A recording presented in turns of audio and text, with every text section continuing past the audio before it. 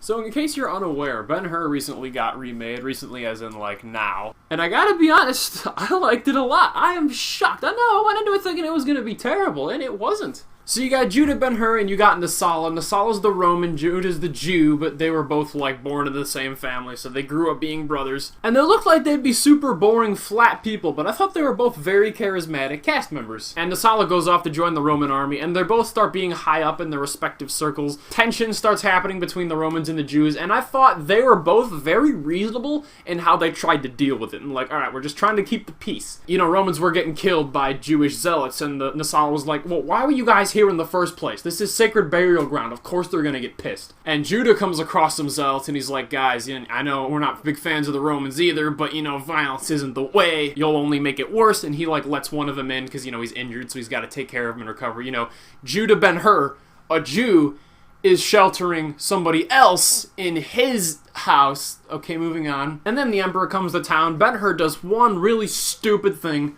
and then the two brothers hate each other, and now Ben-Hur ends up a prisoner. And something that was really lame is that this movie montaged through the battle scenes. This was clearly a lower budget movie than this movie needed to get it justice done. And that was stupid. Like, you need to set up this effing giant-ass action scene. I want to see Peter Jackson shots of freaking armies slamming into each other. But there's a scene where Ben-Hur is on a boat, and that's a great scene. Even if the CGI is kind of crappy, it's like, where there isn't CGI, it's good, but the CGI itself is kind of lame. And the chariot race, I thought was a fun, thrilling sequence.